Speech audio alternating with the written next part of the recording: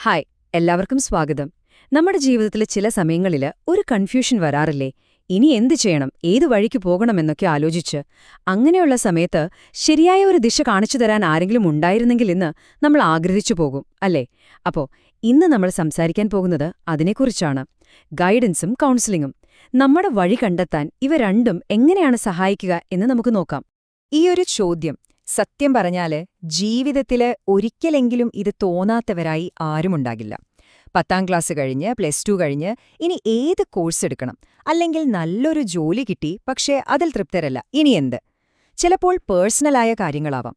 ഇങ്ങനെ വഴിമുട്ടി നിൽക്കുന്ന അവസ്ഥ അത് വളരെ നോർമലായ ഒന്നാണ്. അപ്പോ ഈ ആശയക്കുഴപ്പത്തെക്കുറിച്ച് വെറുതെ തിയറി പറയുന്നതിലും നല്ലത് ഒരു കഥയിലൂടെ മനസ്സിലാക്കുന്നതല്ലേ? നമുക്കങ്ങനെ ഒരാളെ പരിചയപ്പെടാം. ജീവിതത്തിലെ ഒരു നിർണായക ഘട്ടത്തിൽ കൺഫ്യൂഷൻ അടിച്ചിരിക്കുന്ന ഒരാളെ. ഇതാണ് അനിൽ. 10ാം ക്ലാസ്സൊക്കെ നല്ല മാർക്കോടെ പാസ്സായി. എല്ലാവരും ഭയങ്കര ഹാപ്പിയാണ്, അഭിനന്ദനങ്ങളൊക്കെ വരുന്നുണ്ട്. പക്ഷെ അനിലിന്റെ ഉള്ളിലൊരു ആന്തലാണ്. സന്തോഷം എന്നതിനേക്കാൾ കൂടുതൽ ഒരുതരം പേടിയാണ്. ഇനി എന്ത്? സയൻസ് എടുക്കണോ, കൊമേഴ്സ് എടുക്കണോ? കൂട്ടുകാരൊക്കെ ഓരോന്ന് പറയുന്നു, വീട്ടുകാർ വേറൊന്ന് പറയുന്നു. ശരിക്കും തനിക്കെന്താ വേണ്ടതെന്ന് ഒരു പിടിയുമില്ല. ഈ ചോദ്യങ്ങൾ അവന്റെ ഉറക്കം കളയാണ്.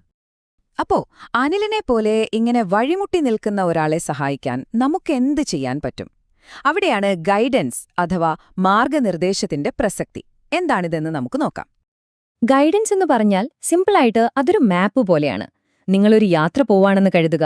നിങ്ങളൊരു കയ്യിലൊരു മാപ്പുണ്ടെങ്കിൽ ഏതൊക്കെ വഴികളുണ്ട്, എവിടേക്ക് എത്താം, ഓരോ വഴിയുടെയും ദൂരം എത്ര എന്നൊക്കെ ഒരു ഐഡിയ കിട്ടില്ലേ? അതുപോലെയാണ് ഗൈഡൻസും.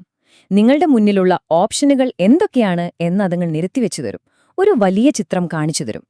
അപ്പോൾ ഈ മാപ്പ് ഏതൊക്കെ ഏരിയകളിലാണ് കൂടുതലായിട്ടും ഉപകാരപ്പെടുന്നത്?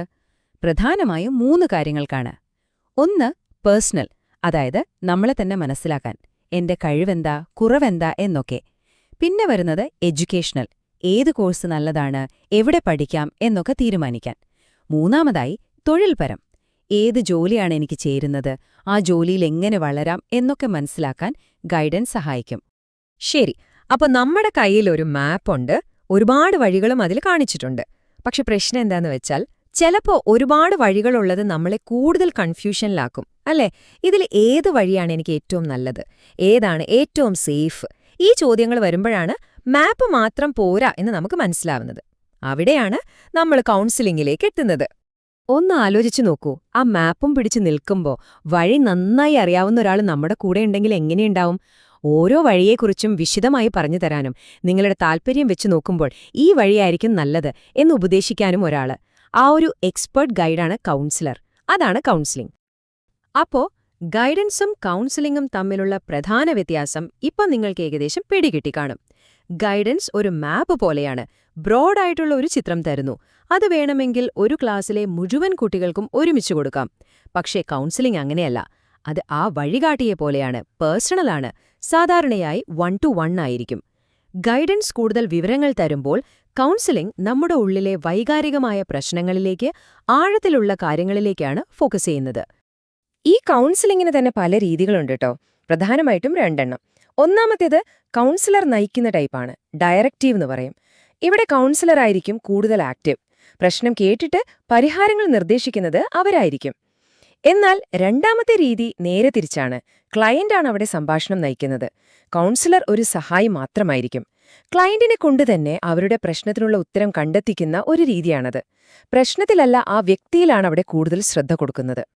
ഓക്കെ, അപ്പോൾ കൗൺസിലിംഗ് എന്താണെന്നും അതിന്റെ പലതരം രീതികളെക്കുറിച്ചും നമ്മൾ സംസാരിച്ചു. ഇനിയിപ്പോ ഒരു കൗൺസിലിംഗ് സെഷൻ യഥാർത്ഥത്തിൽ എങ്ങനെയാണ് മുന്നോട്ടു പോകുന്നത്, അതിന്റെ സ്റ്റെപ്പുകൾ എന്തൊക്കെയാണെന്ന് നോക്കിയാലോ?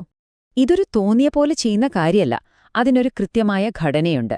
ഒന്നാമത്തെ സ്റ്റെപ്പ് പരസ്പരം ഒരു വിശ്വാസം ഉണ്ടാക്കിയെടുക്കുക എന്നതാണ്. സംസാരിക്കാൻ വരുന്ന ആൾക്ക് എന്തും തുറന്നു പറയാൻ പറ്റുന്ന ഒരു കംഫർട്ട് സോൺ ഉണ്ടാക്കുക. രണ്ടാമതായി പ്രശ്നം എന്താണെന്ന് കൃത്യമായി മനസ്സിലാക്കുന്നു. സാഹചര്യം, വികാരങ്ങൾ എല്ലാം വിലയിരുത്തും.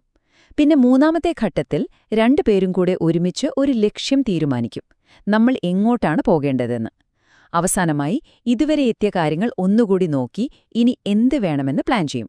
ഇതൊരു സിസ്റ്റമാറ്റിക് പ്രോസസ്സാണ്.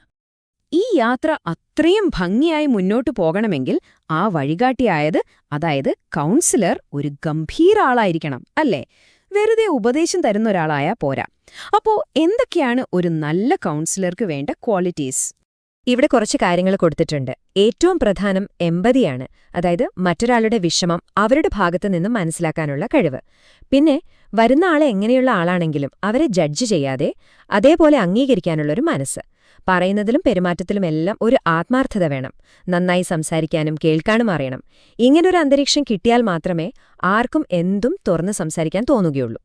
പക്ഷേ ഈ പറഞ്ഞ എല്ലാ ഗുണങ്ങളെക്കാളും എല്ലാത്തിനും മുകളിൽ നിൽക്കുന്ന ഒന്നുണ്ട്, ഒരു കൗൺസിലിംഗ് റിലേഷൻഷിപ്പിന്റെ അടിത്തറ എന്ന് തന്നെ പറയാവുന്ന ഒരു കാര്യം.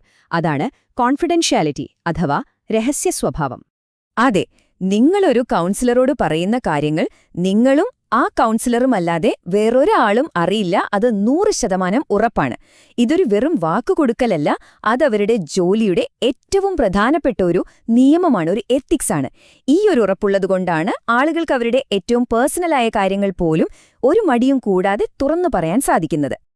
അപ്പോ നമ്മൾ തുടങ്ങിയത് അനിലിന്റെ കഥയിൽ നിന്നാണ്. അനിലിനെപ്പോലെ അല്ലെങ്കിൽ അതുപോലുള്ള മറ്റേതെങ്കിലും സാഹചര്യങ്ങളിലോ നിങ്ങളുടെ ജീവിതയാത്രയിൽ ഒരു വഴികാട്ടിയുടെ ആവശ്യമുണ്ടോ എന്ന് നിങ്ങൾ സ്വയം ഒന്ന് ചോദിച്ചു നോക്കൂ. ചിലപ്പോൾ ഒരു ചെറിയ ഗൈഡൻസ് മതിയാകാം, ചിലപ്പോൾ കുറച്ചുകൂടി ആഴത്തിലുള്ള ഒരു സംഭാഷണം വേണ്ടിവരും. സ്കൂളുകളിലും കോളേജുകളിലുമൊക്കെ ഇതിനുള്ള സൗകര്യങ്ങളുണ്ട്. ഒന്നോർക്കുക, സഹായം ചോദിക്കുന്നത് ഒരിക്കലും ഒരു കുറച്ചിലല്ല. അത് നമ്മുടെ ജീവിതം കൂടുതൽ മെച്ചപ്പെടുത്താനുള്ള ഒരു ധൈര്യമാണ്, ഒരു സ്മാർട്ട് മൂവാണ്.